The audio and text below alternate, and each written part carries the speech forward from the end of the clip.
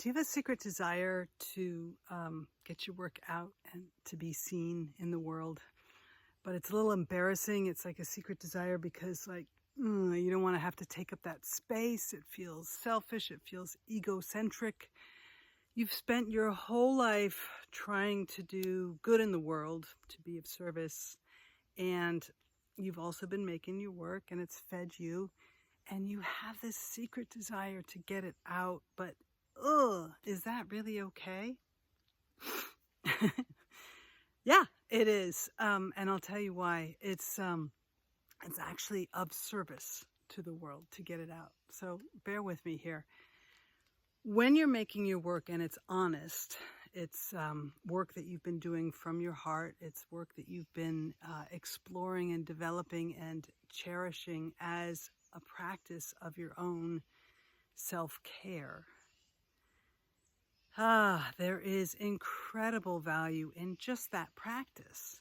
But the thing is that what you're making, whether it's a piece of music or it's a visual art piece or it's a play or poem, it's an utterance. It's an utterance. It is an expression of something. And that means it's communication. And if you're just doing it for yourself, you have the audience of one, and that is relevant. It is self-growth. It is healing. It is, it makes it possible to live in the world in a way that's healthy. There is incredible value in doing it for yourself. And it may be selfish of you not to be sharing it.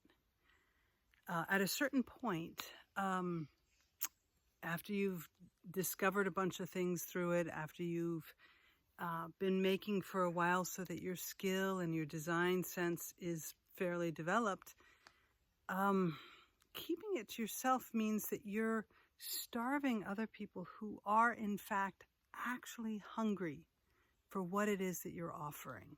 Let me say that again. There are people out in the world who really need what you've been producing for themselves.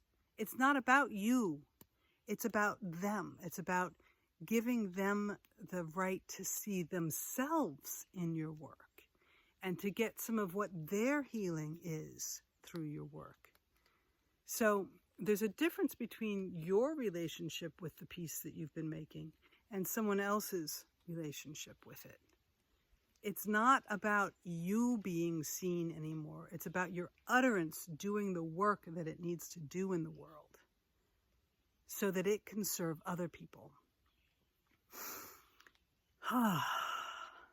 What an idea, huh? How do you find those people? How do they find you? This is a big question.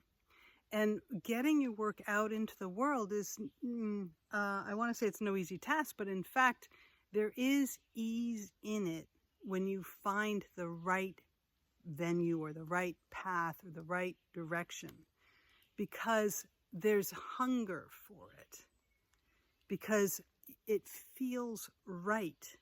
It feels like an offering. It feels like a generous act when you have the right way to do it. And each of us has a different right way. Each of us has a different collection of people who are hungry for your work. So how do you find it? Well, there is a task in there. There is some investigation in there. And it begins with, how does it land in people, right? How do you get that? Well, okay. I'm not going to go deep into it because, in fact, that's what I help people learn, and it's a process. But just know that it is possible to find what the value, what the purpose of your work is in the world beyond you, and how to find the people or how to make it available to the people who are really hungry for it. What an idea. It's not egocentric to try to get your work out in the world. It is, in fact, a service. And I would love to help you with that service. And I would love to help you unwind all of the self-talk that makes it feel like you're being egocentric or self-centered to want to do this, because I think it's actually a very positive desire to do. Yeah, Val Gilman, Taproot Arts and Insight. Subscribe, but more importantly, subscribe to my newsletter, because I will be putting out some programs in coming up very soon that might be really helpful to you. I'm looking for artists who have been doing their work for a while, have developed their voice a little bit, and have a sense, an urge to get the work out, but maybe aren't sure how or whether it's okay. All right, talk to you soon.